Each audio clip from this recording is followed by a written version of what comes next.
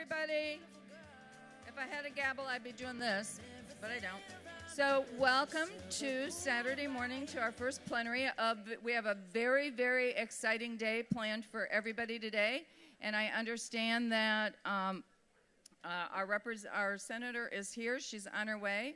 And so I just want to take a moment to remind everybody that there is a photo booth here. It's outside. If you can put in a $1 donation to help us pay for it, it's a lot of fun. Make sure that you do that.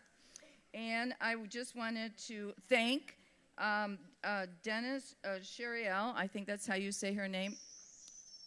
I'm sorry. I mean to say Donna. I need to slow down. For this fabulous video that we've been watching. She put this together and she donated it to us. So I think she's done a really good job on that. And I also want to take this opportunity to I think that this has been a pretty fabulous conference so far to date. Would you agree? Yeah. And I want to thank our staff.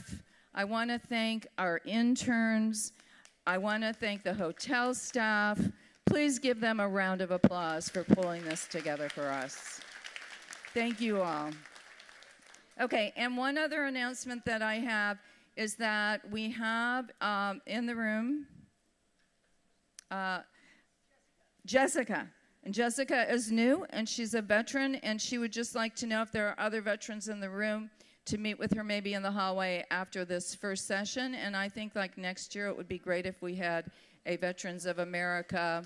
Yeah, if you're a veteran, if you want to stand, please, we'd like to recognize your service. Thank you so much. And look, Ms. Lee is in the house. Kolika, you've got the microphone.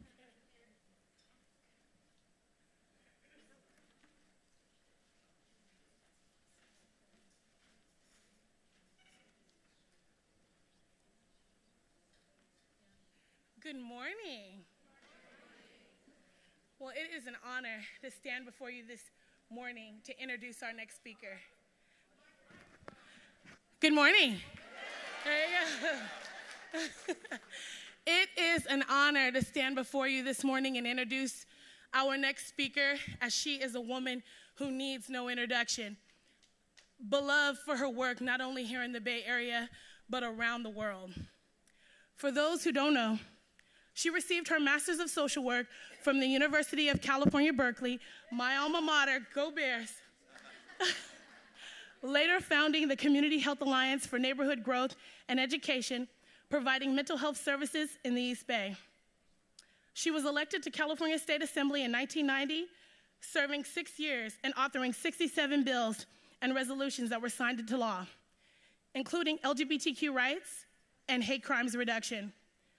Later, as a state senator, she authored and passed the first California Violence Against Women Act.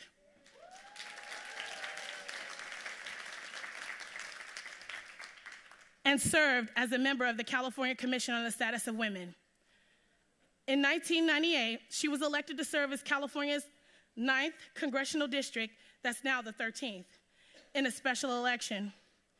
In 2001, she famously received national attention as the only member of Congress to oppose the authorization for the use of military force in the wake of the tragic events of September 11.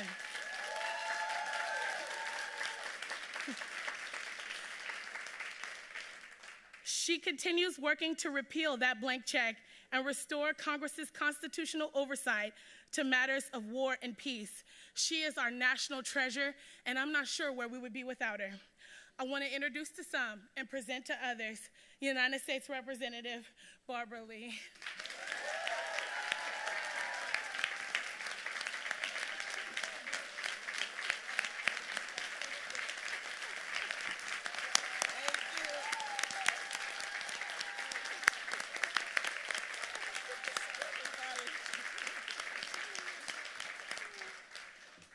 Kolika, thank you so much for that very spirited and gracious introduction, but also thank you for your courageous leadership. And I want to congratulate California now. It's been 20 years since we've had our convention here. So congratulations to you, and just say, as I'm thinking about today, I was so proud to receive the endorsement of California Now when I first ran for the legislature in 1989.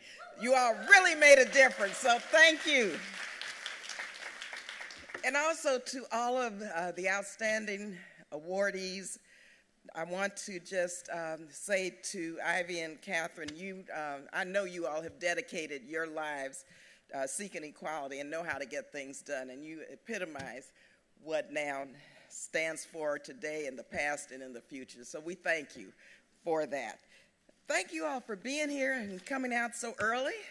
Just let me say, I represent the 13th Congressional District, which consists of Oakland and Berkeley, Piedmont, Albany, Alameda, and San Leandro.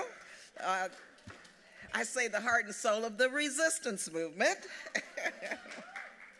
But I had to come here today to share a few thoughts with you and to celebrate the vital importance of speaking truth to power. It is so encouraging to see and to know the legacy of those who came before me, but this legacy is living on in so many of the young women here today and throughout the country. Now, I wish I could say that the times we are living in are unprecedented, but as people of color around this country know, and as women know, we have faced many challenges before. And the way that we have overcome many of these challenges has been consistently and vigilantly speak truth to power. So as a Black woman, I remember the days of Jim Crow. I was born and raised in El Paso, Texas. I remember legal segregation. I remember the days of lynching. And I remember what it was like before Roe versus Wade. And I refuse to go back there.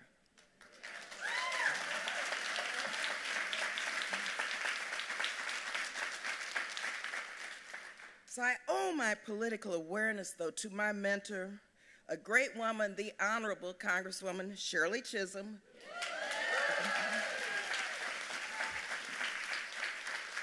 who, as you know, she was the first African-American woman elected to Congress, the first African-American to run for president, and the first woman to seriously mount a campaign for the presidency.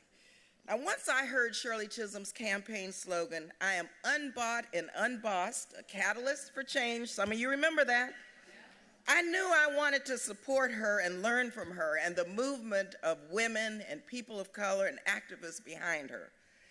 Now, this was the first time that I had ever heard a politician who I truly felt was working to give me a voice, because my experiences, she could understand. She could relate to my concerns. I was a single mom with 2 kids on public assistance, receiving food stamps and Medi-Cal, going to college. I was so inspired by her example and the example that she set for Black women and for African Americans and for women. I mustered the courage to approach her. At that time, I was president of the Black Student Union at a great women's college doing my undergrad, Mills College in Oakland, California. And I was taking this class that required me to get involved in a presidential campaign. So I told my professor, flunk me. I'd never flunked a class before, never. But I could not bring myself to work for the leading Democratic candidates. Then it was McGovern, Muskie, Humphrey. Okay, I said, no way.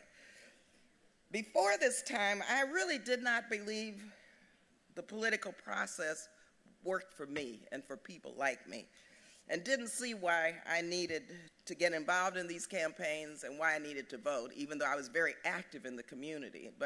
So I said, flunk me. Well, Shirley Chisholm, I invited her to Mills College as chair of the Black Student Union to speak as the first African-American woman running for elected to Congress. But little did I know that she was running for president. She set me straight. She said, if you really want to shake things up, then you must change the system. And that means first registering to vote. No way, I said, it's not me. You know, I'm too progressive, revolutionary. No way. Like many young millennials now. I mean, I truly can relate to where a lot of young people are coming from. But she said, you've got to get involved in politics. And how could I say no to Shirley Chisholm? Bottom line is, I ended up helping organize the Shirley Chisholm Northern California presidential primary out of my class at Mills College. I got an A in the course. Okay. And I went on to Miami as a Shirley Chisholm delegate. But I have to say, as I was coming up here, I'm thinking about this, and this was when I started working with NOW, because I remember Arlie Scott and some phenomenal women with NOW who I worked with in California in organizing Shirley's campaign, and we had a lot of issues, which I know still we deal with in terms of forming coalitions throughout the country, but we sorted through those. And I helped do that as an African-American woman who was pro-choice and wanted to really change the structural and systemic inequalities in this country. So we took about 10% of the vote in Alameda County, and the rest is history. So after working on her campaign, Shirley Chisholm, some of us called her Miss C, she became my mentor, and we were very close until her untimely death. But I would not be here today as a member of Congress if it had not been for her guidance, her inspiration, and her example. She was a fierce advocate for women's rights and democracy and truly embodied the practice of speaking truth to power. Now, as a member of Congress, speaking truth to power means challenging the racial and gender inequalities in our healthcare system. Speaking truth to power means defending every woman's constitutional right to reproductive choice and to repeal the Hyde Amendment. Yep. Speaking truth to power as a member of Congress means challenging the structural inequalities that keep too many women and women of color locked into poverty. Women of color across this country know all too well what's at stake. If we don't show up, it's our reproductive rights on the chopping block. If we don't show up, our kids go to underfunded schools taught by overworked teachers, and we live in communities full of pollutants and toxic dump sites. If we don't show up, we will never see equal pay for equal work. But this gap isn't only in pay, it's throughout our society. Now more than ever, now is needed. As women, we have to be relentless in speaking truth to power to achieve any kind of equality in this country. As Frederick Douglass once said, and you know, Frederick Douglass embraced the women's suffrage movement and worked very closely with Susan B. Anthony.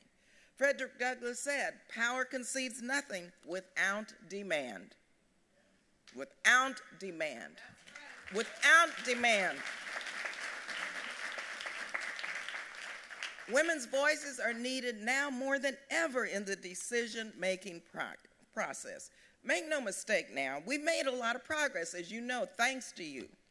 In 2016, we elected the most diverse United States Congress in American history, adding 12 women to Congress, including 9 women of color. But we made progress. But we are nowhere achieving the parity that we need. For women of color, our underrepresentation is even more pronounced throughout the United States, with less than 8% of Congress consisting of women of color. To put that in context, if we continue at this current rate, we will not achieve equal representation until 2117. That's a long time.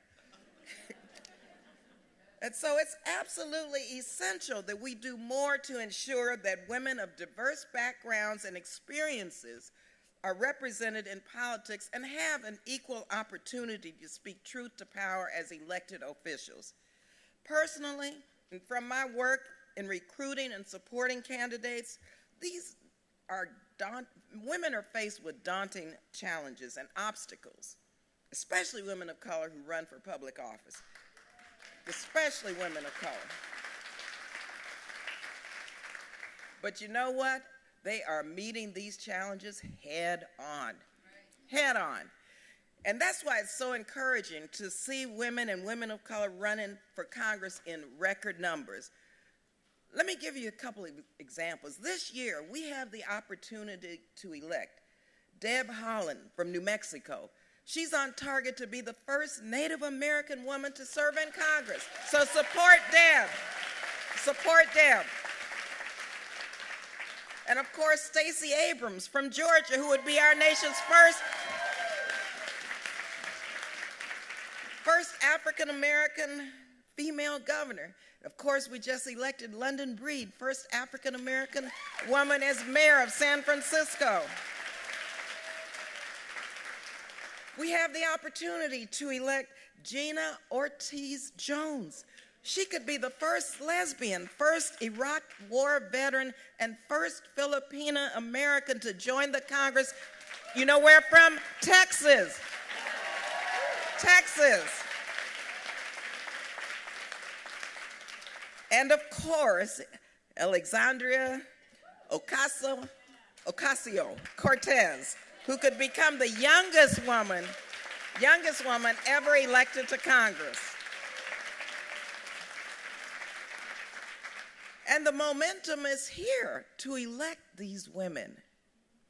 So we are removing barriers. We are shattering glass ceilings.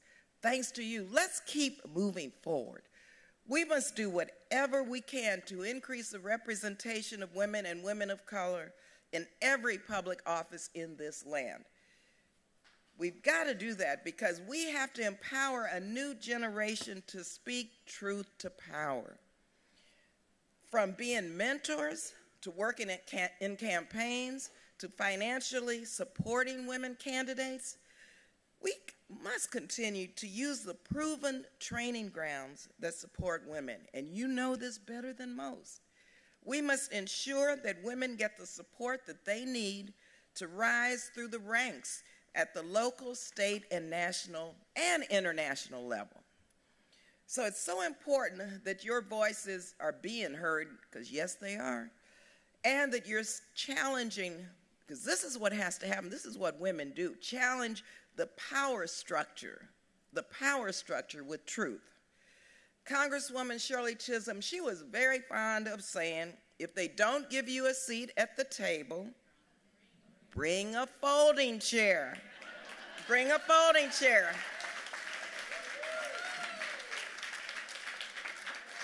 Well, my sisters, we have brought our folding chair. We're sitting, and we are here to stay. We are here to stay. So come this November, more of us will be at the table because of you. We will stand up and fight for what is right and for what is ours. We will raise our voices and demand that we be heard. We will use the most powerful weapon that we have, and that's the ballot box, to speak truth to power and to challenge the power structure in this country. So thank you for standing up.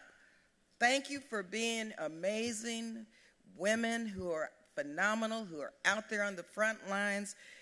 Thank you for your time. The time is now.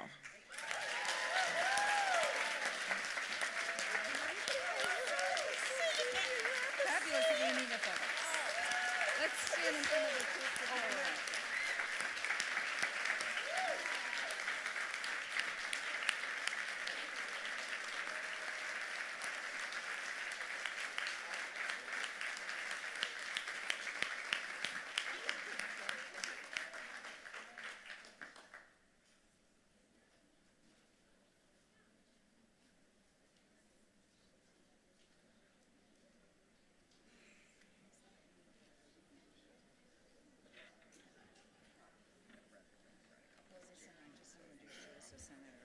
That's okay. I'll do whatever. I was there with you. So I introduced her as a senator, but let's just say I had my dream out there, okay? This woman needs to be senator. Okay, thank you, everybody. That was inspiring. I felt very, very good about that. And it's wonderful to be recognized as the organizers that we are. Thank you so much, Representative Lee. Okay, one other thing. I am remiss in not thanking our local organizing committee because they have been fabulous. Contra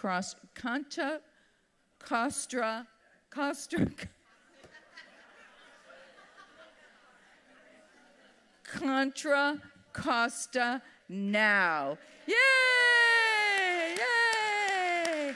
They stepped in. We don't have a chapter here in San Jose. It was quite a distance for them, and they have done a wonderful job. And especially, we have to thank them for our conference bags, those beautiful bags, because they provided those for us. Yeah. So that's really great. So now I'd like to call for a credentialing report. Is Toby around? Oh, here she comes. So that's the next item of business, is a report on registration and credentialing. So the chair recognizes Toby Abram, chair of the Registration and Credentialing Committee. Toby? Good morning, everybody. Madam President, I'm pleased to present the following report on voting members who have been registered and credentialed as of 9 a.m. this morning. There are 268 total registered attendees, consisting of 159 voting members, 109 non-voting members, 31 other attendees, including visitors and special guests, and 1 parliamentarian. The total number of this comes to exactly 300. On behalf of the committee, I move that the roll call of voting members hereby submitted be the official roll of the voting members of the conference today. So the motion is on the floor to accept this report. Okay. I'm seeing no discussion, then we will accept the report. Thank you so much, Toby.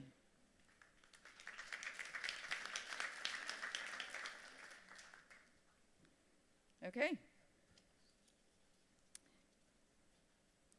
So I'm sorry. I was going to say, I don't know what time it is, but I think we're on time. So I want to take this opportunity right now to introduce one of our fabulous interns, Grace Weber, who's going to be introducing our next speaker.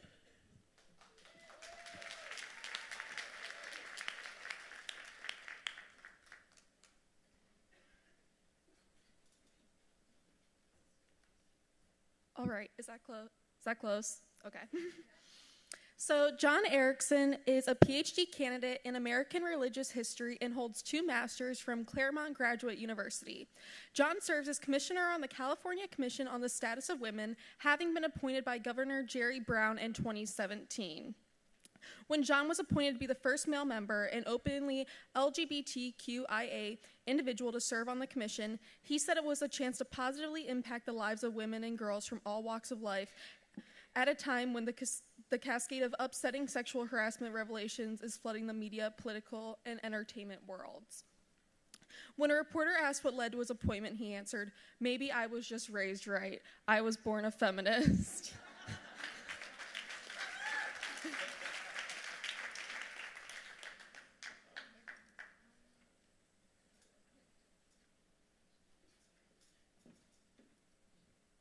Good morning. It's not every day you follow Barbara Lee. So first of all, talk about setting a high bar. And I'm sorry, I'm freakishly tall. So if you don't hear into the mic, please holler at me.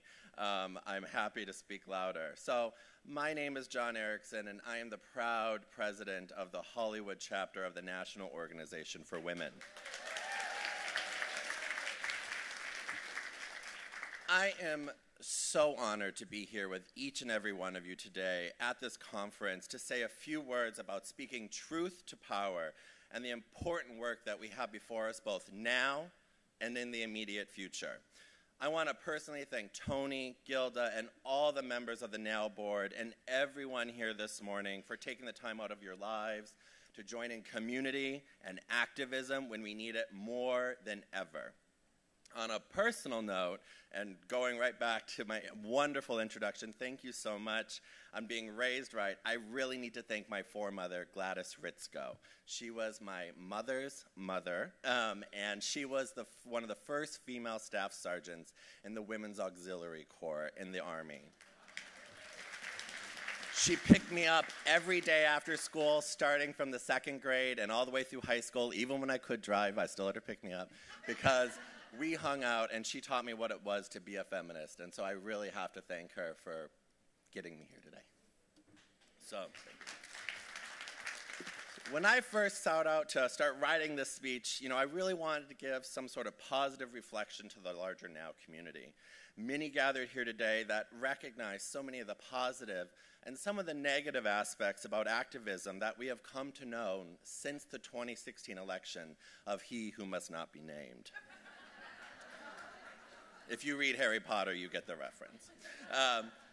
This year's theme is Speak Truth to Power, and there is nothing more needed right now to understand and fully realize than that of power, its role within shaping the future, and ultimately how we here will harness it to further the needed, progressive, intersectional feminism that we need for the years and months to come.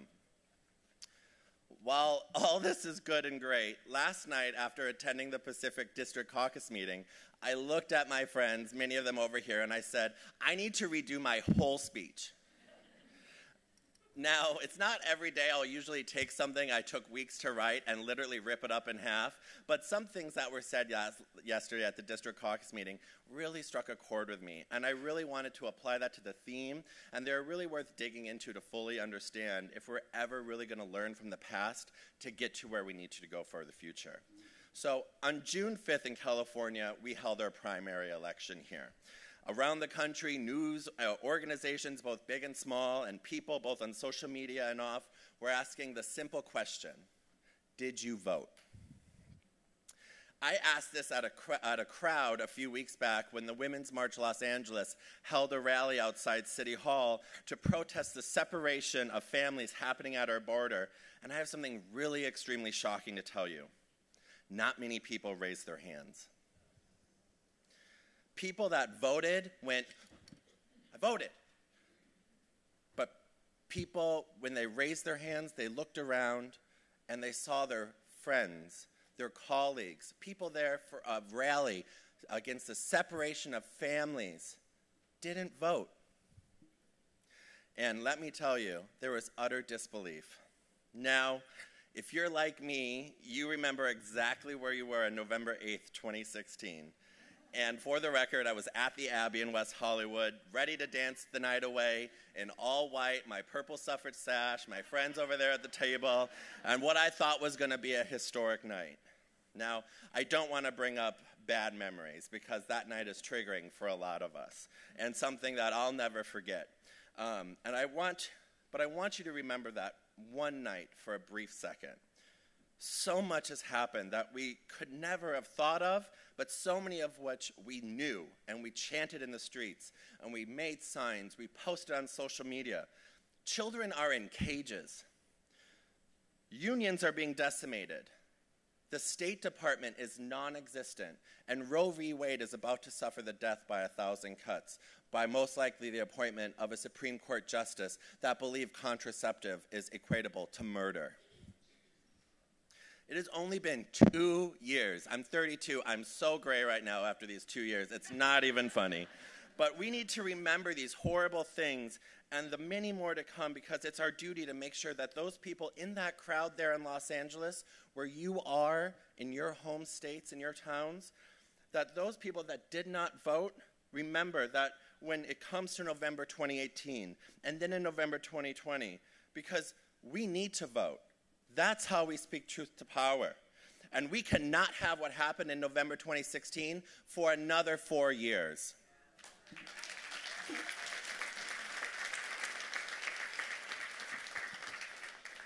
So at Hollywood Now, right there in Southern California, we always get the question, what can Now do for them in the age of Trump? This is a great question. What can anyone do for you in the age of Trump, right?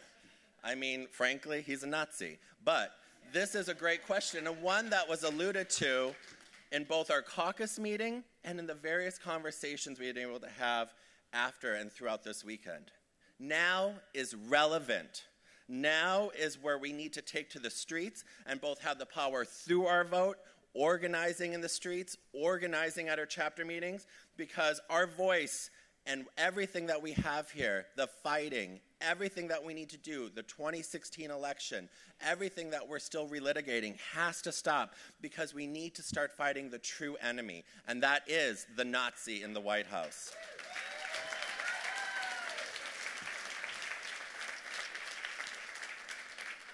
Many people understand the relitigating of the fighting between Hillary and Bernie. Here in progressive circles like now, as well as back in 2016, we're continuing the same infighting that cost us that election, and it will ultimately cost us another one if we are not careful.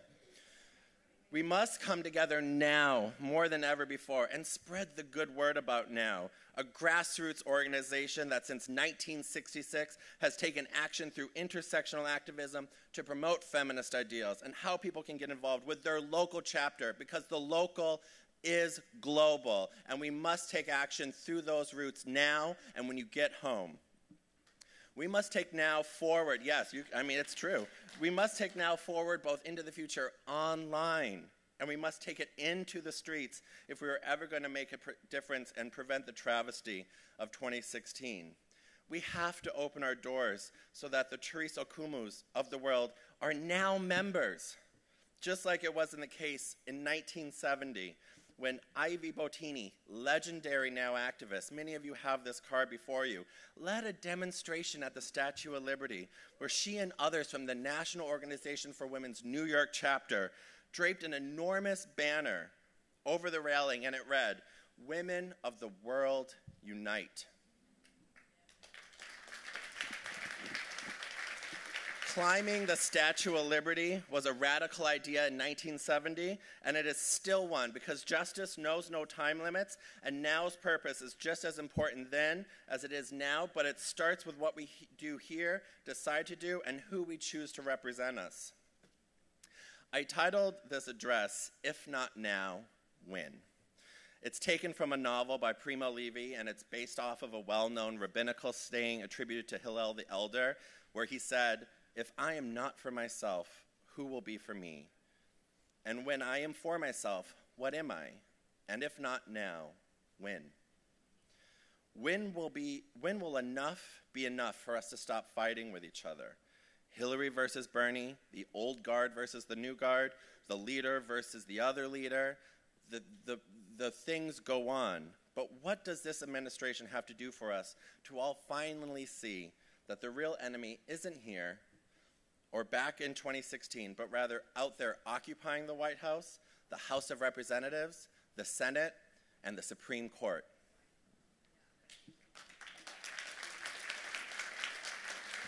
I am such a proud member of Now. Many of you here, and I hope that there are so many more to come.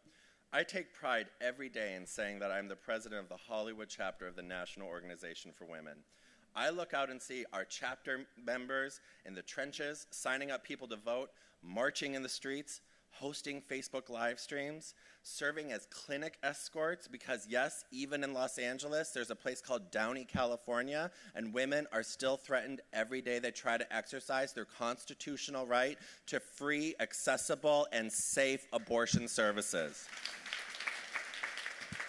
We're working to abolish the statute of limitations on rape. We did it in California thanks to Chelsea Byers and Ivy Bottini and Lindsay and Karen, but we need to do it nationwide because justice knows no time limit. And we're working to end the backlog on rape kits because justice knows no time limit. And here in California, we have 13,000 untested rape kits, and that needs to end. And there's legislation right now that will help us do that. And I want all of you to help write a letter. Connie Leyva, Senator Connie Leyva, she has a bill in there. We need to pass this legislation, and Hollywood Now is doing that. And that is what Now is about.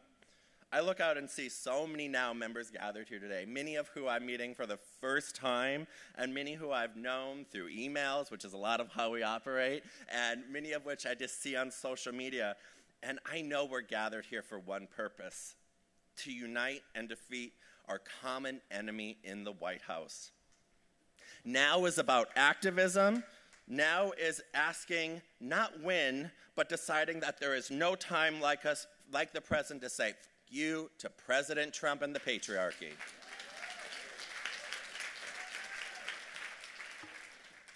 There's no other mission right now, in my opinion, more important than making sure Trump doesn't get elected for another 4 years in office. And that means there's no more relitigating the 2016 election. If my friends bring it up, I go, really? Really? There's a Nazi in the White House. And I encourage you to take that saying home with you, because there's nothing more important right now than dealing with that. And there's no more, and we cannot have any more infighting between people and organizations, because when it comes time to take back our country, we need to look at where that will start. And I believe in the history of the National Organization for Women. It started back then in 1966, and it's going to continue into 2018 and beyond. Hillary Clinton was right about a lot of things, right? We are stronger together. I continue to say that saying because I truly believe in it. I truly believe when I look at my sisters and brothers across all aisles that if I'm not standing side beside you, I'm not doing my job as an activist.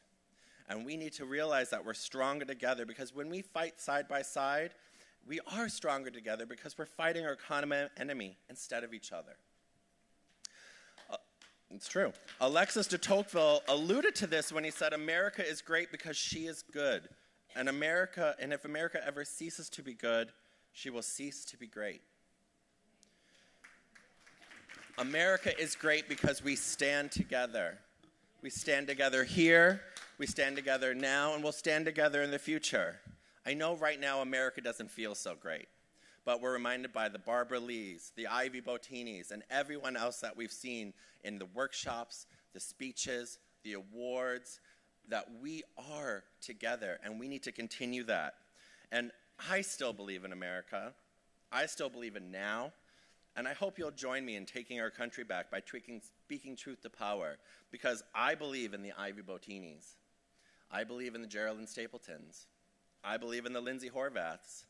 I believe in the Karen Ayers, the Chelsea Byers, the Kolika Siegels, the Adria Williams, and the countless other feminists I have the pleasure of looking at right now, and that I look forward to joining in community out there as we take our country back one action at a time.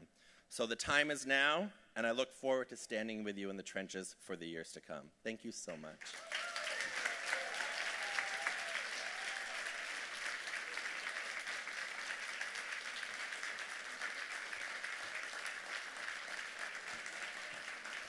Thank you, John. Okay, it is now my pleasure to introduce another one of our fabulous interns, Josh Cohen.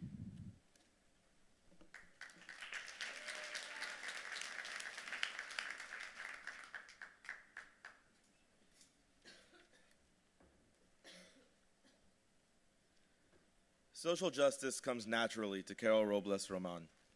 She remembers watching her mother, Inez, transform the family's travel agency into an informal legal services outfit, assisting neighbors in battles with bureaucracy, whether the problem was translating a form or getting a child enrolled at public school. Carole first began looking for solutions to complex social justice issues during her senior year at Fordham University, and her work ended up being published in Fordham's Pre-Law Journal. She went on to become Deputy Mayor for Legal Affairs and Counsel to New York City Mayor Michael Bloomberg, directing the creation of 4 family justice centers where victims of domestic violence have access to law enforcement and other social services under one roof. She also was president and CEO of Legal Momentum, the Women's Legal Defense and Education Fund. Then, when Carole was chosen as co-president and CEO of the ERA Coalition and the Fund for Women's Equality, ERA Coalition board member Gloria Steinem said, "To be equal in the U.S. Constitution may be the oldest Me Too movement, and the ERA Coalition aims to get us there. Carole Robles Ramon is a national leader with the vision and experience to explode the myth of equality and make it a constitutional reality at last. It is my honor to present to you Carole Robles Ramon."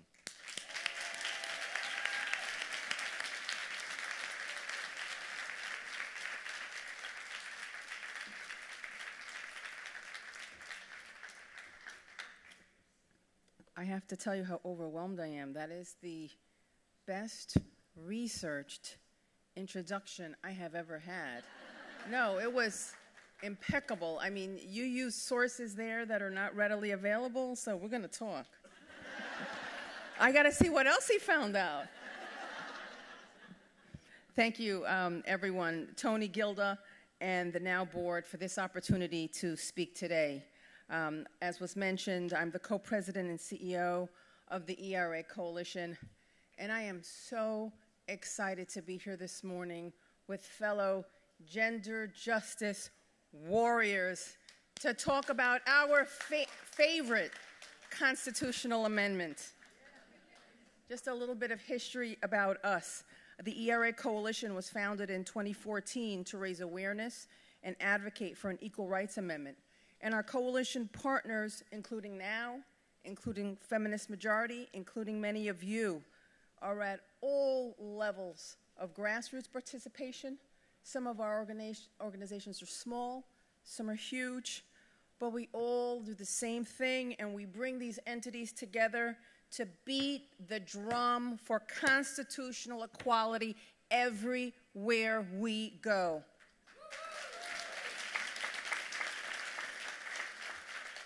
We educate, we change hearts and minds about the unequal economic, legal, and social status of women in the United States. We advocate anywhere and everywhere, especially in Congress. We use all sorts of tools, and I'm going to get some of those research tools that you got there. Our mission, right, what's the big deal, right? We just want to pass this little teeny tiny amendment, right? It's taken us a while, but we're getting there. Boy, are we getting there. What's the #1 media issue I want to share with you? Why do we need an equal rights amendment? And this is my answer. Because despite our gains as women, sex discrimination still continues to limit our economic opportunity and justice in the United States.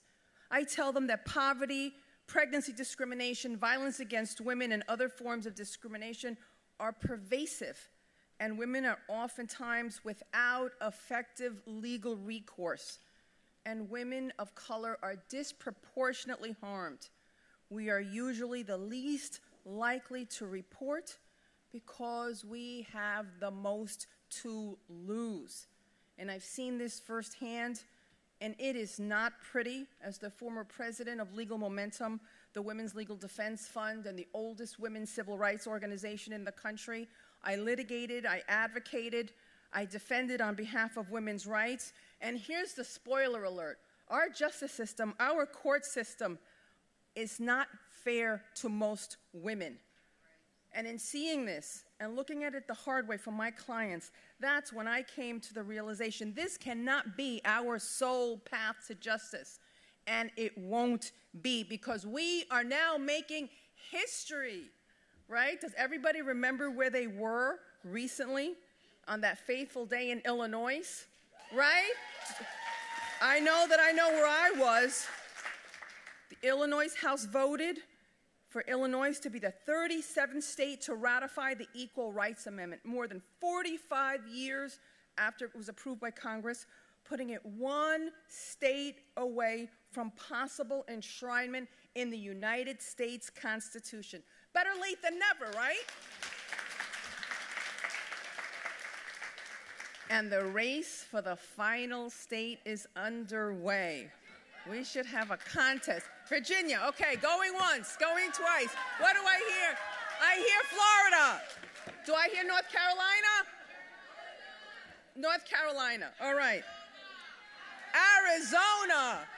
This is going to be tough, guys. I say we do them all. We're going to shock them. Second most popular media question, why now? Right? So certainly the Me Too movement and Time's Up has created a new momentum. And this renewed media scrutiny and attention to the discriminatory and criminal acts of very powerful male executives has helped put the issue of constitutional equality for women front and center where it belongs. Frankly, where it should have been all along. However, I want to make one note. Initially, the media was giving, I feel, much too much credit for these recent victories to the current president, who shall not be named, for somehow single-handedly inspiring a wave of new feminist opposition to his sexist persona and misogynistic ethos that was breeding in our nation. And that was part of it. But we know that organizations like NOW, like Feminist Majority, like Legal Momentum, never stopped working for the Equal Rights Amendment. We all know that. And so here we are making it a reality in the media, and they're telling the story now a little bit closer to what it should be. The fact is that the majority of this country wants constitutional equality. And often, that's right, and we proved it. ERA Coalition did a poll, and it's always cited in the papers, and they always forget to cite that it was us. But we did a poll in 2000. You know that the next day they run a retraction after I call them, right? Okay, I just want to make sure. But this 2016 poll said that there was near universal support for amending our Constitution to include women. And listen carefully, because this is really our biggest problem. The lack of information. 80% of those polled mistakenly believe that men and women are already guaranteed equal rights in the Constitution. We got to tell them, no, sorry, we got a little bit more work to do. So women and men around the country and across all party lines are ready and eager for the ERA. So a quick update about our recent work. We began what I like to call our Equality Roadshow, talking about constitutional equality everywhere and anywhere, culminating last month in Washington, D.C., where we ushered in a new era for the ERA with a new hearing, the first hearing on the ERA in Washington, D.C. in 33 years. You know, it wasn't easy, but we did it, and it's a great story. I'll tell you quickly. Now, Congresswoman Maloney has been at the forefront of constitutional equality for many years, and every year she puts in this request, you know, can we do a hearing? And they just don't say anything. So I'm new on the job, and, you know, I kind of don't take no for an answer. So we brainstorm, and we say, why don't we just do our own hearing? Well, they say, well, is that like a thing? And I was like, well, no, not really, but who's going to say otherwise?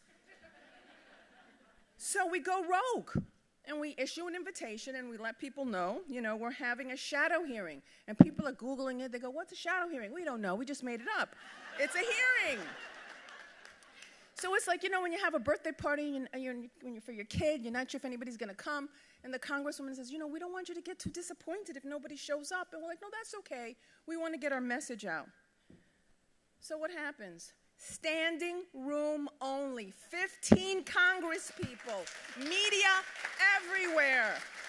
You had to see this. We had Congress people leaving official hearings to come to ours because they saw the cameras. But then they saw the substance, and they stayed through the whole thing. And our goal was to have a fresh new message, not same old, people saying, oh, it's the same old thing. No. We had a multicultural, a multidimensional movement to show for constitutional equality. Of the 4 people called to testify, 3 were women of color.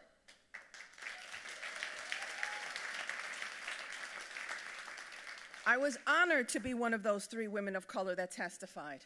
And I got right to the point. Number 1, this culture of complacency and inequality regarding women's most basic constitutional rights must end now. Right. Number 2, the Equal Rights Amendment is an important statement of principle. And that simple principle is equality is a fundamental human right that shall be guaranteed in the Constitution, because the United States Constitution must embody these core values of equality. It's so simple. We brought Hollywood activists with us too. Dynamic ambassador, actress, and Me Too activist Alyssa Milano. She used her voice, her platform, her 4 million Twitter followers to deliver the message that the time is now for constitutional equality now. And here was a surprise that knocked us all off our feet.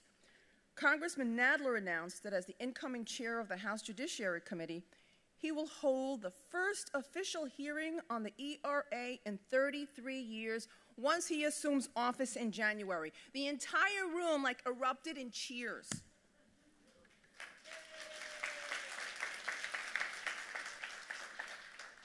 And the other thing that we hear, oh, nobody knows what you're doing. It's such a quiet movement. Oh, no, no, no, no, no, no, no, no, no, no, no, no.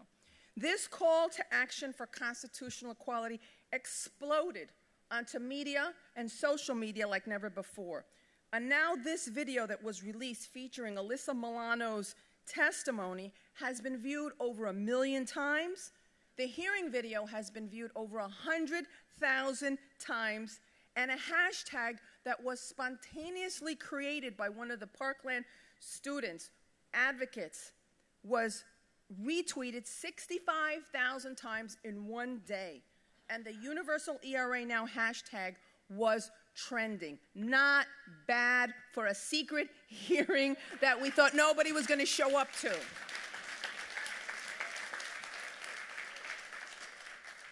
Now let's talk accountability. Going forward, our message, ERA Coalition message, your message, must be very clear. If a legislator is not supporting the ERA, is not supporting women in the Constitution, he or she is not supporting women's rights. Period. Hard stop.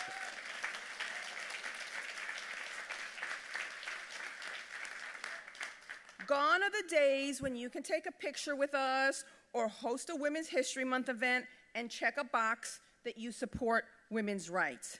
And that goes for civil rights organizations and women's organizations that do not have the ERA as a top legislative priority. Spoiler alert, there are many of them out there, and we have to change that. Or we don't have to do anything. We've already put the message out there. They have to put it on their legislative calendar as a priority. We're going to push for the ERA to be an election issue to make sure state and federal legislators are aware that they must vote and participate and do everything they can with us and for us to champion the ERA. I'm going to close by saying that the equality pendulum is now swinging very powerfully in our direction. And we are going to use this momentum to continue to call for a new era for the ERA, calling for equality and respect.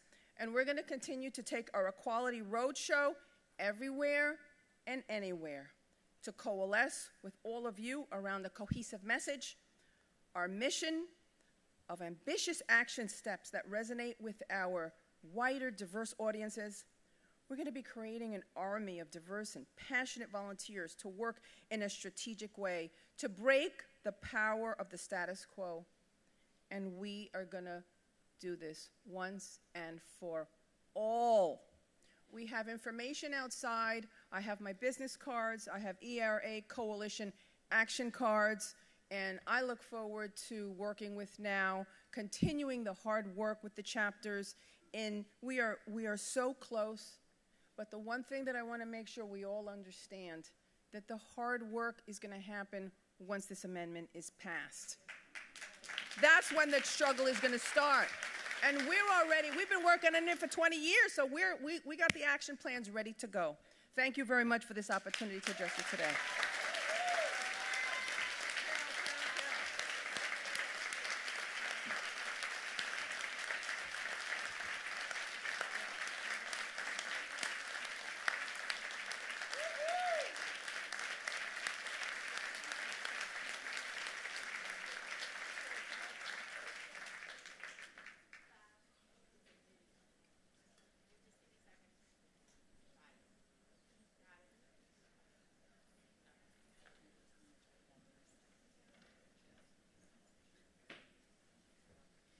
I just want to mention that Carole serves on the National Board's Advisory Committee, so thank you for your service, Carole.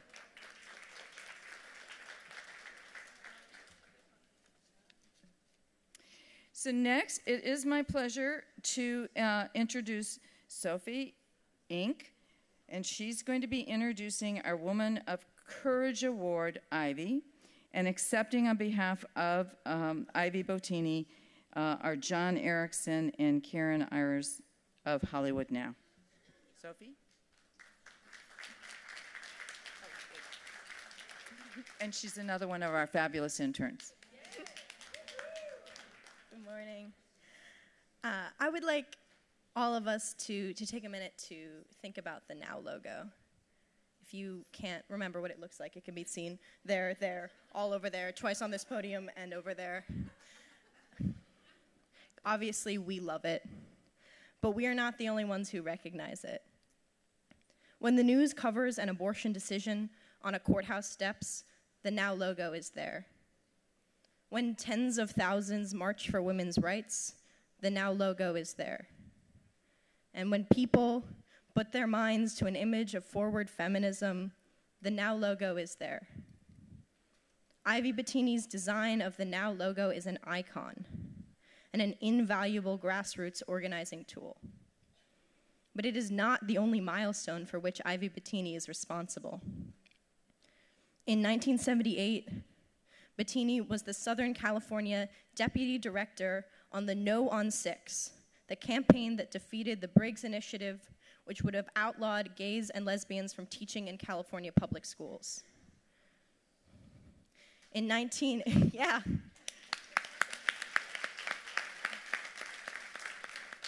As a young queer woman that wants to be a teacher, that is something that chokes me up. In 1986, Bottini chaired the successful No on the LaRouche and No on the 64 initiative campaign that defeated Proposition 64, known as the LaRouche Initiative, which some people feared may have quarantined people with AIDS. In 1993, Bottini co-founded the nonprofit group Gay and Lesbian Elder Housing, which in 2007 developed Triangle Square, the first affordable housing complex for gay and lesbian seniors in the United States.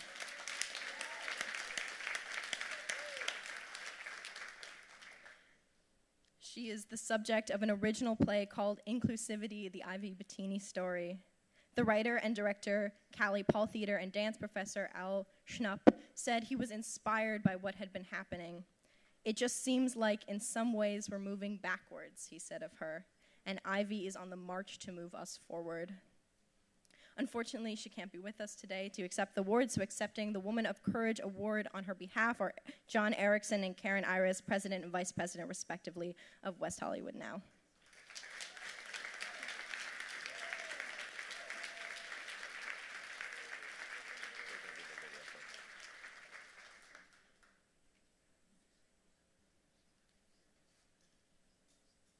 Well, we've come full circle.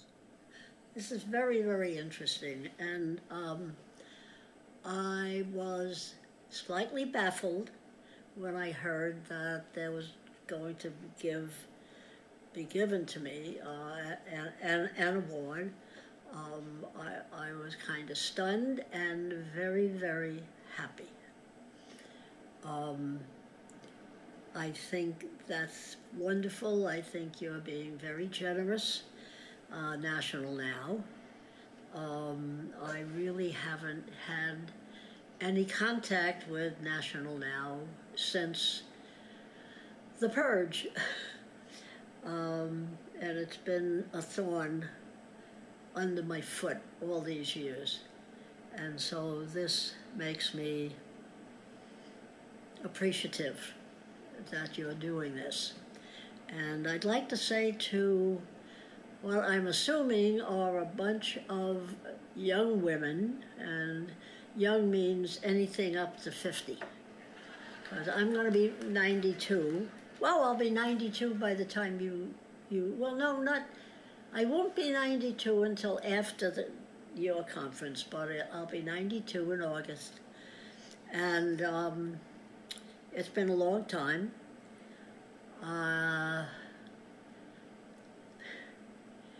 The women in this auditorium, probably a vast number of you all, You don't really know who I am or why I'm getting this, and hopefully somebody will tell you. And I don't believe there's anyone in this auditorium that was part of the vote of the purge. I think not one of you have any idea of what I've done upon leaving now and moving to California. You actually, at the time, being kind of pushed out of now because I believed lesbians should have rights, that was a big favor that Now did for me. And I finally understood a few years ago that it was an immense favor because I moved to West Hollywood in California, the gay and lesbian capital of the world, and became very, very, I didn't stop doing activism, I just changed issues and also kept going on women's issues. As a matter of fact, about a year ago, I decided the statute of limitations about sexual or rape had to be gone in the state of California. And it was 10 years. And I put a group together and lucked out getting a fabulous vice president of the group, or co-chair. There's been a co-chair, and her name is Caroline Hellman. Amazing woman, and now she's working on the ERA. But we found a congresswoman who carried our bill, and within the year, we got rid of the statute of limitations, and that's one of my last kind of very important, hurrah, hurrah. And right now I'm trying to figure a way to stop, I hate to use the word, but President Trump doubling down on the children and the mothers of people who are trying to come to the country. It's a horrible thing. He is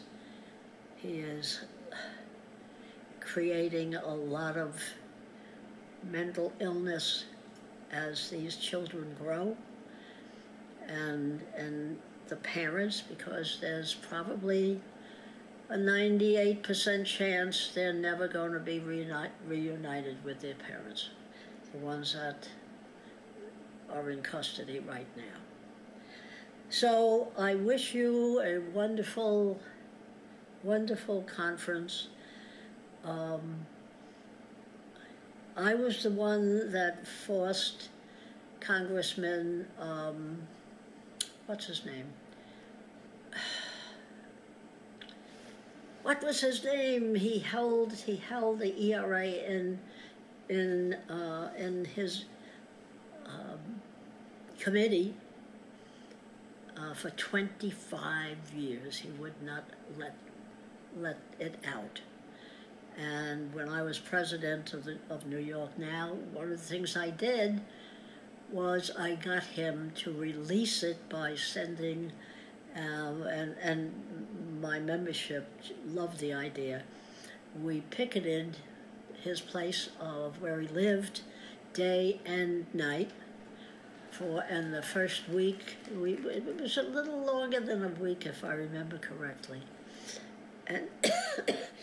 And he sent for myself, and I took a woman by the name of Betty Berry with me, and we went up to his, not a condo, it was a co-op, and talked with him, and shortly thereafter, he released the Equal Rights Amendment to be voted on, and that's how it all happened. Sometimes you just got to play hardball and keep them awake, you know, day and night, keep them awake. Emmanuel Sellers, Congressman Emmanuel Sellers. So the Equal Rights Amendment is near and dear to my heart. So I wish you all good luck, stay well, stay out of crowds, watch your back, but just double down on what NOW stands for, double down. And again, thank you very, very, very much. And hurrah!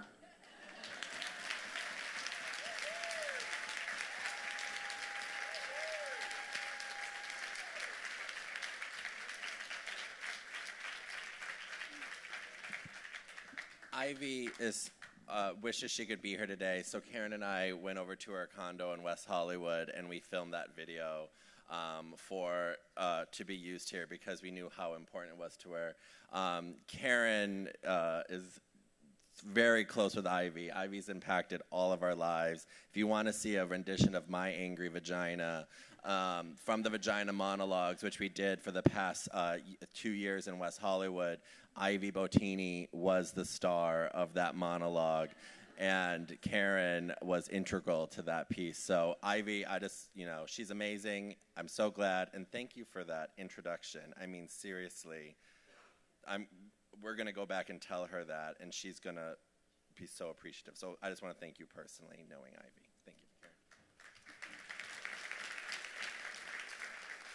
Hi, I'm Karen Ayers, Vice President of Hollywood Now, and I just want to let you know that Ivy is really, really appreciative of this award. And when she says that she's come full circle, it's because she now was her reason for being in the late 60s and early 70s. And when she talks about the purge, she's talking about the purge of lesbians from the organization, and specifically from leadership positions.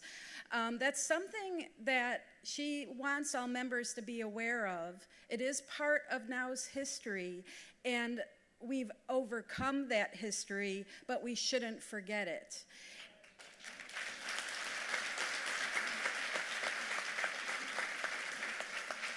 And it does reach back to a time when the top leadership of the organization was aiming to attract white housewives from the suburbs, and they wanted to look safe for those people.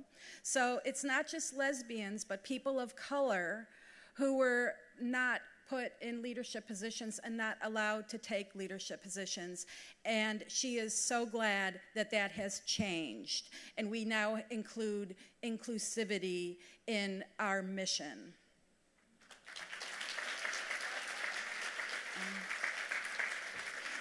That award that you see on the table next to her in the video is the Herstory Award, which was given to Ivy a few years ago by the Hollywood chapter of the National Organization for Women. And we gave it to her with an apology from California Now and from Hollywood Now, that she was mistreated by this organization, and that her leadership wasn't valued when it should have been. And not just her, but others like her, lesbians in leadership positions. And we gave her an extensive apology, a public apology, and her getting this award here today is an extension in a greater sense of that apology and an acknowledgement of all she's done, not just back in the early years, but since then, and carrying on the feminist fight through all her years, which she continues today. And am I missing anything? And at 92, nothing's stopping Ivy. She just spoke at our Separation of Families March in West Hollywood. She is... And if she could have spoken at the Women's March, she would have a few years ago. But, I mean, Ivy is a force. Please look her up. All of you have her card that we handed out. She has her autobiography is coming out. And when we think about everything that has to do with now, we're just so glad we have a piece of that history right in West Hollywood. Yeah. Oh, I'm sorry. And I would say what you can learn from Ivy's story and take away from Ivy's story is if you want to be a kick-ass organizer, Ivy has been a brilliant organizer, right up to recent years when she got the statute of limitations on rape and sexual assault eliminated in the state of California, which is now taking a national campaign. And if you want to be inspired to be in this fight for women's rights while staying authentic and true to yourself, that's Ivy's story as well. And she gives that to you through her own words. So I hope you do read her book this fall. It's a way to get to know her, and she wants you to get to know her. Thank you.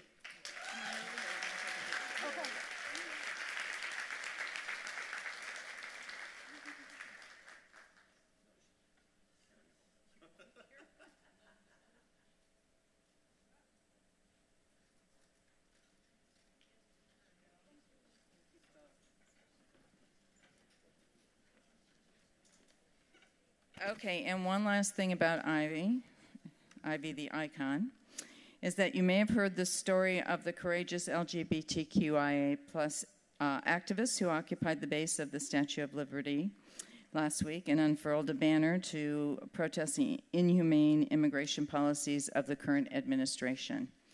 Did you know that Ivy Bottini was the brainchild of the first protest banner hung at the base of the Statue of Liberty in 1970, when now unfurled a banner stating, "Women of the World Unite."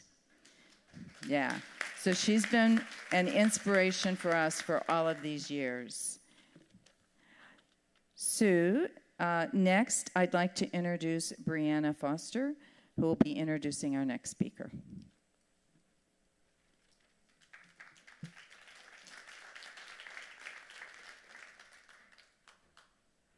Good morning, and thank you. My name is Brianna Foster. I am a part of the now Mid-Suffolk chapter, which is out on Long Island in New York. And at my chapter, there is a saying that we will not be truly free until we have the freedom to control our own bodies. And today, it is my honor to introduce a relentless fighter for this freedom, Mary Durden. Mary Durden doesn't shrink away from the big challenges. She's working on a major national campaign that will make contraceptives available without prescription. Prescription-free contraception has been available for years in dozens of other countries, and generations of young women grow up knowing that safe and effective contraception is no farther away than the corner store. Can that happen here? With the increased possibility that many women's health clinics will shut down due to loss of federal funding, or others will be drastically reducing their services, Mary's work at IBIS Reproductive Health is more critical than ever. Currently, she is involved in a pivotal study to make birth control over-the-counter and more accessible for communities in need. She also organizes a research project focused on affirming and inclusive abortion and contraceptive care for transgender and gender-expansive individuals. It is my honor and privilege to introduce Mary Durden.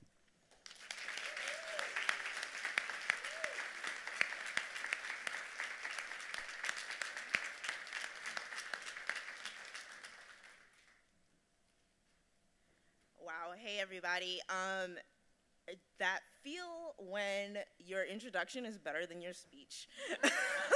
Like, oh, should I even go up there? Because I feel like the message was already served. But anyway, I thought that it would be hard following all of these other speakers, but not hard following my own introduction. Anyway, so to set us up, I'll just say, yeah, I'm here to talk about birth control. Not a lot of people talk about birth control as much anymore. And not only am I here to talk about birth control, I'm here to talk about the pill. And people are thinking, oh, well, who talks about the pill? Isn't that a part of our daily lives?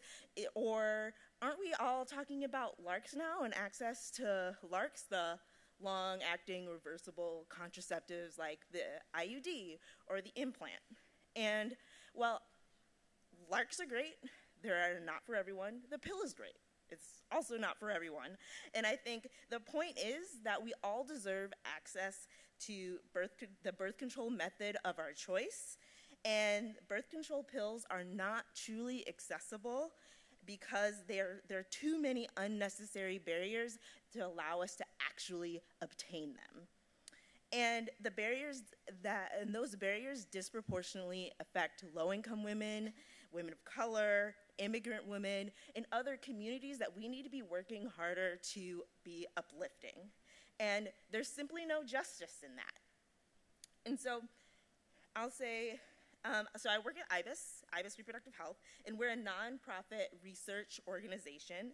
And we've been studying this along with our partners and along with voices of people who've been using birth control for decades. And we found that requiring a prescription to obtain the pill makes them unnecessarily too hard to get.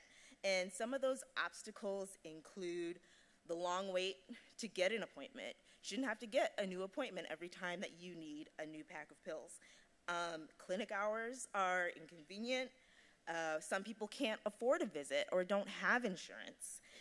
Taking time off work, taking time off school, getting childcare to go to this visit, maybe the appointment lasts too long or it's unpredictable how long you'll actually be waiting in that waiting room.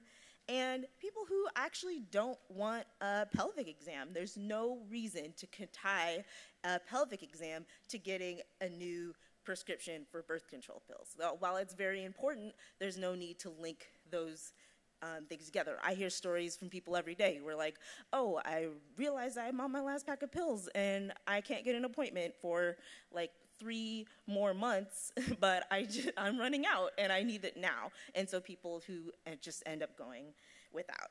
And so that's why we're working to free the pill from those unnecessary obstacles.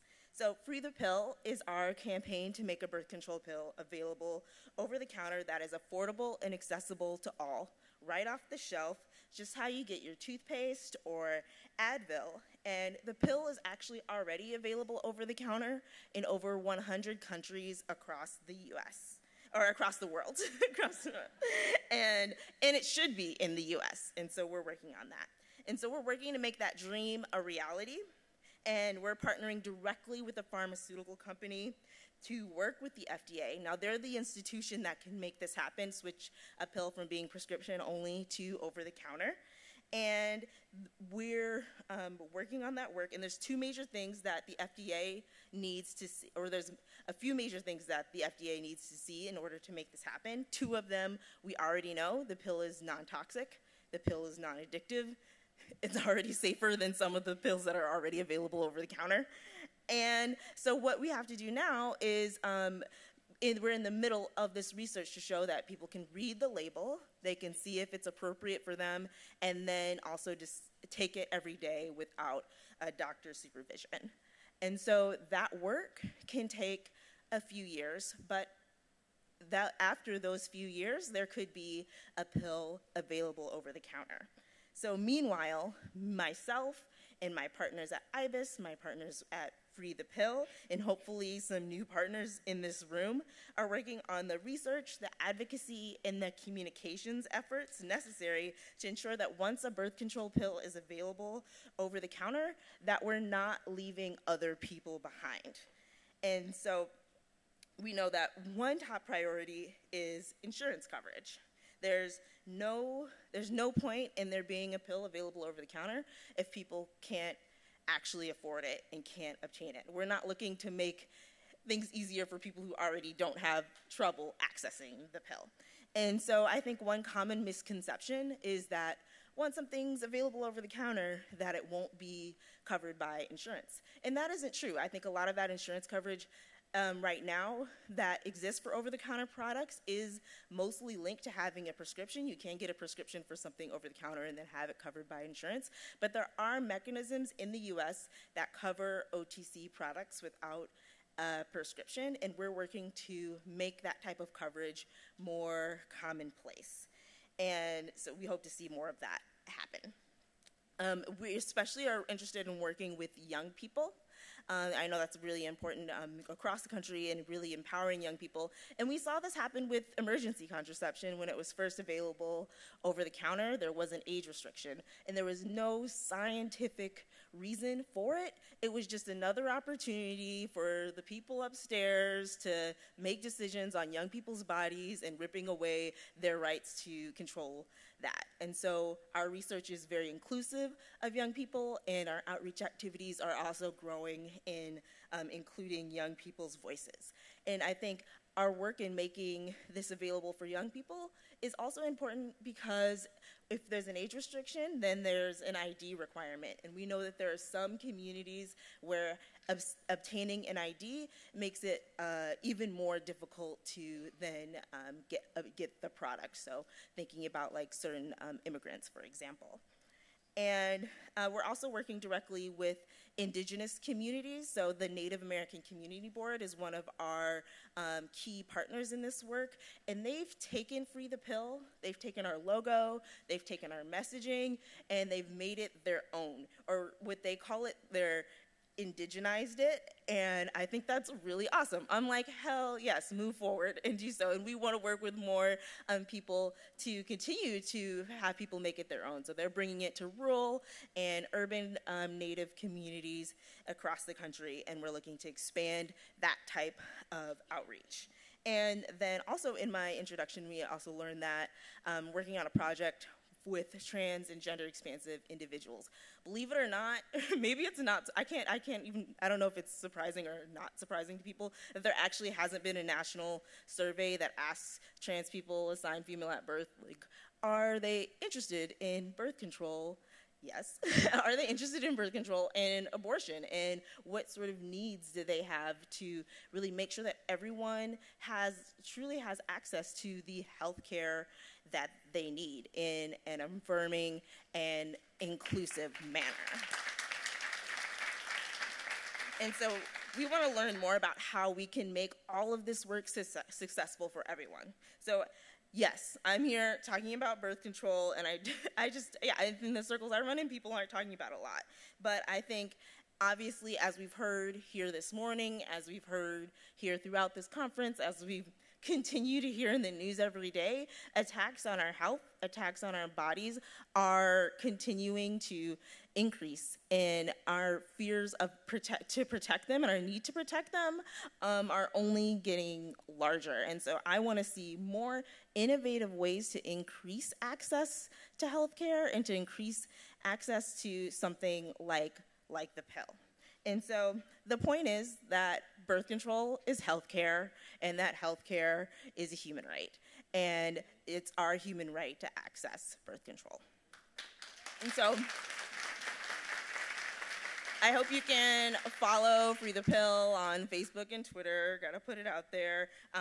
If you want if you want your organization to sign on to our statement of purpose, we work with a coalition of clinicians and advocates and researchers to continue to build all of this work that I described. Come talk to me and join me in our effort to #FreeThePill.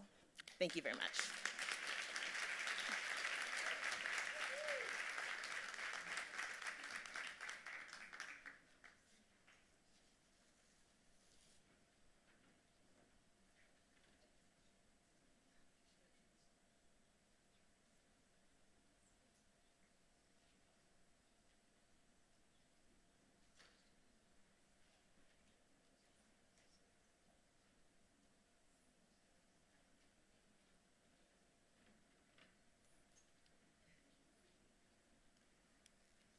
Okay, I know we're running a little bit behind, but so what? It's now time.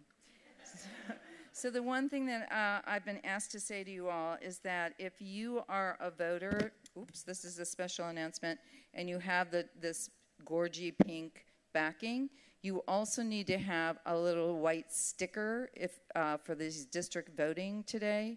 So it says your district.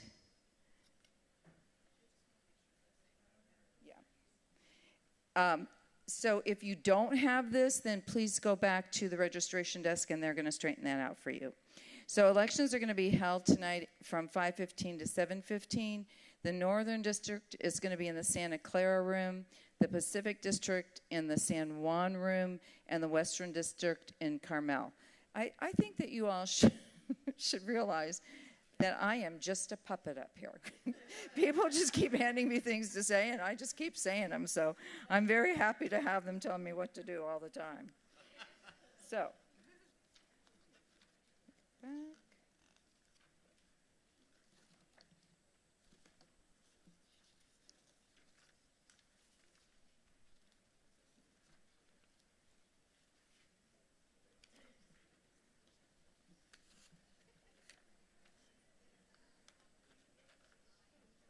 Okay.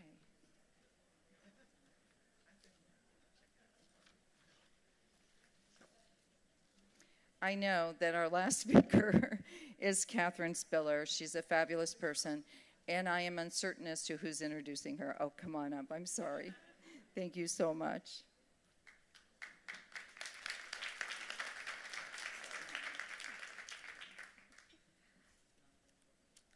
Hello, my name is Samantha Pearson, and I'm president of Pennsylvania Now, and it's such an honor to be here with everyone today, truly. Cathy Spiller is the executive director of the Feminist Majority Foundation and the Feminist Majority.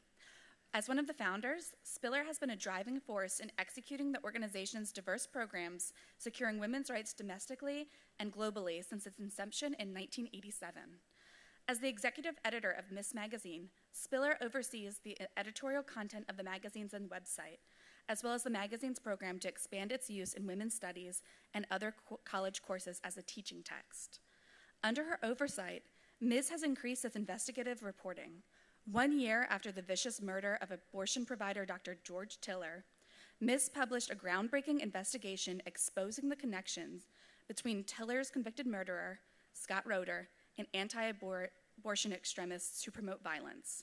The article, Not a Lone Wolf, won the prestigious Maggie Award from the Western Publishers Association for Best Feature Article and a national award from Planned Parenthood Federation of America.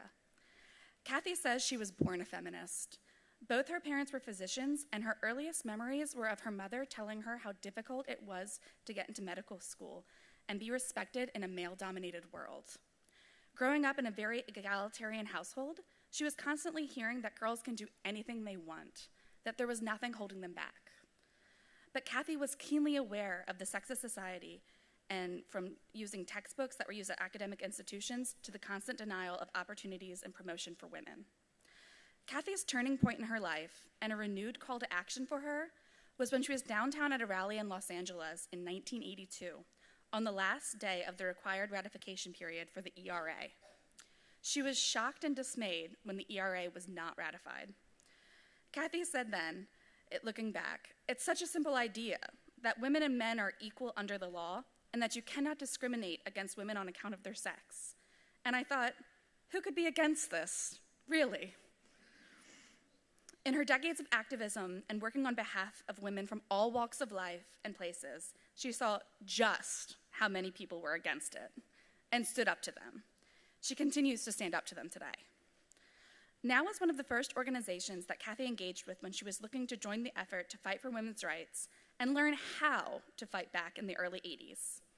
Cathy said, "I could no longer just be a spectator, demanding equality in my own life, but not demanding equality for all women and girls." And she has turned many other persevering women from spectators to activists to leaders within our movement. Cathy has remained a steadfast friend and advisor for Now and has been our trusted and valued partner at Feminist Majority and Feminist Majority Foundation. And she's an increasingly important voice in the truth-based media as editor of Miss Magazine in the current landscape of fake news and alternate facts meant to undermine Now's efforts and mission. Please join me in welcoming Ms. herself, Cathy Spiller, to the stage and congratulate her on being awarded our 2018 Woman of Impact Award.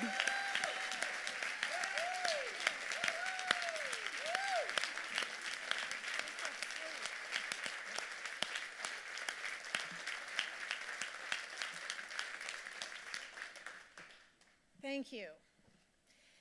Well, she started by telling a little bit of my story, but first I wanted to thank the National Organization for Women and Tony and Gilda and the National Now Board. it's really been the privilege of my life to be involved in this movement. As she said, I joined now on the spot, June 30th, 1982. I attended the last ERA rally, little did they know, and picked up a brochure and decided right on the spot that I wanted to be involved in this incredible organization that was working for women's rights. And before you know it, as you know when you join now, within a couple of years, I was president of Los Angeles now. And then by 1985, I had joined the team to re-elect Ellie Smeal as the national president. And the following year, I had quit my job and led the organizing for the West Coast March for Women's Lives, which up until the Women's March, January of 2017, was the largest women's rights march in the history of Los Angeles.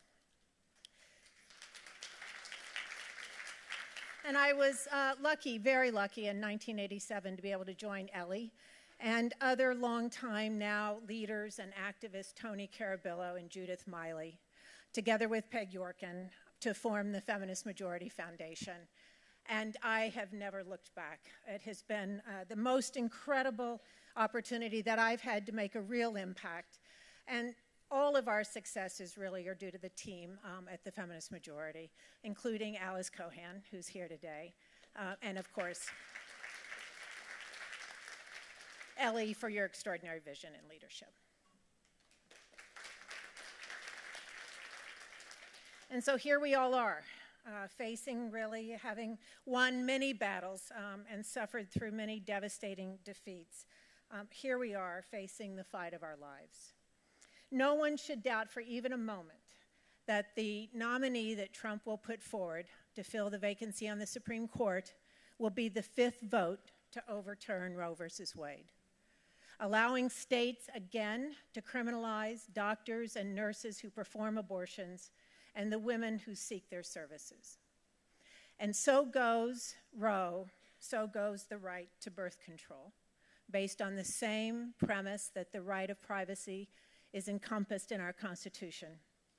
And so goes the right to privacy, so goes many of the court's decisions upon which they were founded to guarantee LGBTQ rights and equal marriage. And so much more. The court will move to further dismantle the government's role in our health care, guaranteeing voting rights and civil rights, environmental regulation, labor rights, the list goes on. So we have to demand that every Democratic senator fight until their last vote to block this nomination until after the elections.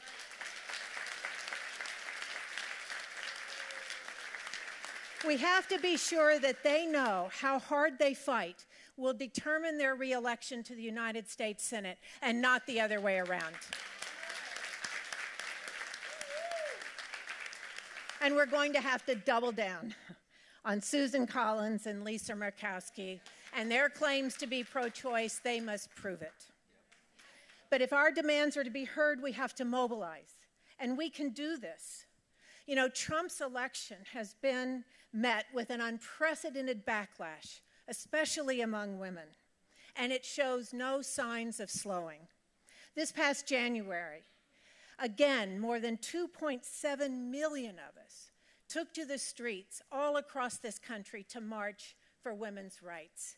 We marched in big cities and small towns, and in red states and blue states. In fact, there were massive marches in all 50 states yet again.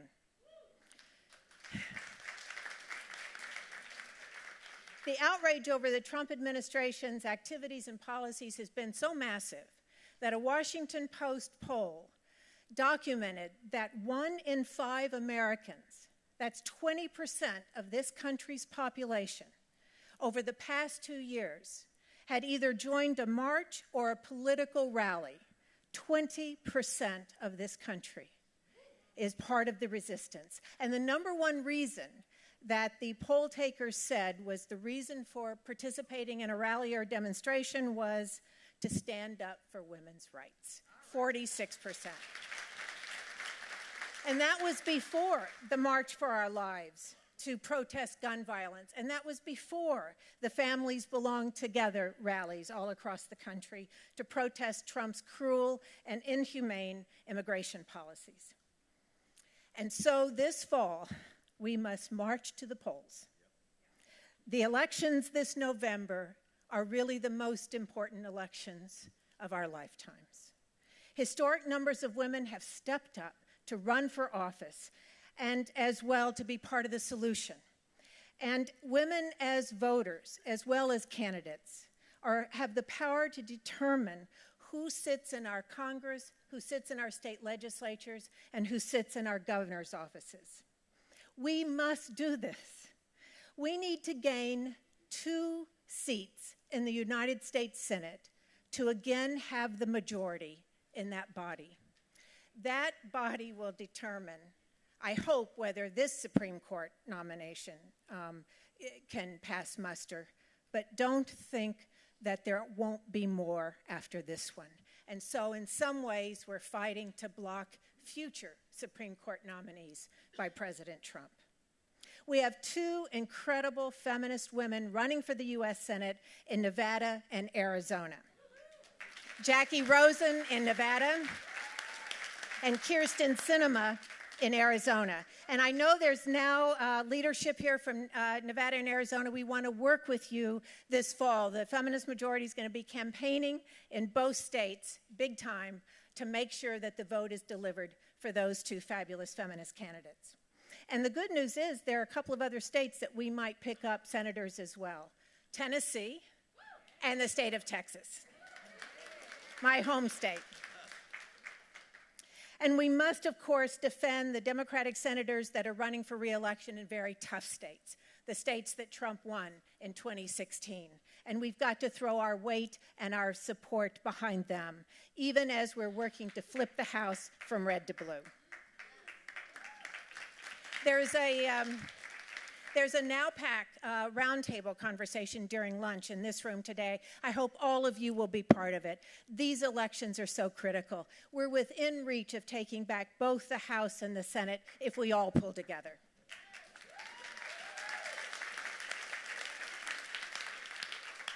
The fall issue of Ms. Magazine, which will be coming out mid-September, is going to have some great talking points for you to use in this election. We're going to be detailing what's at stake in the election for the judicial system, for women's health, for jobs in the economy, for violence against women, and for education. I hope everyone who's not already receiving Ms. Magazine as a member of the Ms. community will fill out this card that you all got in your package for this conference. We're going to give you a free year of Ms. to get you started, reading the magazine and keeping in touch with the larger movement and all the work that is being done. So if you fill this out and send it in, you'll get this special fall issue, which is going to have information that you can use as you campaign in your home states. This is our time. The forces driving women's outrage and activism are not likely to abate anytime soon. In fact, it's continually speculated that we might be at a real tipping point in this culture and in our country. I've lately, Ellie's heard this already, been quoting Trump's chief strategist, Steve Bannon. I know. He was giving an interview to a reporter as he was watching the Golden Globes in the immediate aftermath of the Me Too uprising. And he said, and I quote, "The time has come. Women are going to take charge of society. This is a definitional moment in the culture. The anti-patriarchy movement is going to undo 10,000 years of recorded history. It'll never be the same. It'll never be the same going forward, and I say let's prove him right." Thank you.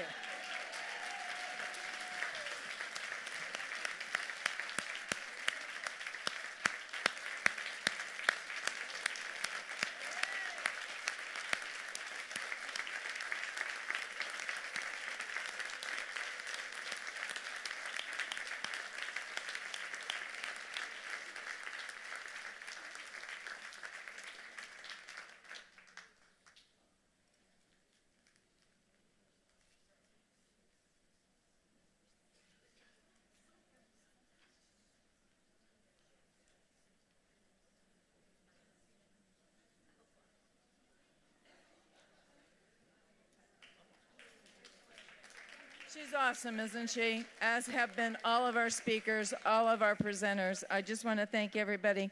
I also want to remind you that we are having box lunches, which we're providing for you. So when we come back together after our workshops, the wonderful workshops that we're going to be having, I'm hoping that they're going to be set up out here. You can grab a box lunch and a drink and come on in here so we can get our most important PAC work done today. Thank you all. We are dismissed until the next time we meet in this big room. Go forth and enjoy the workshops.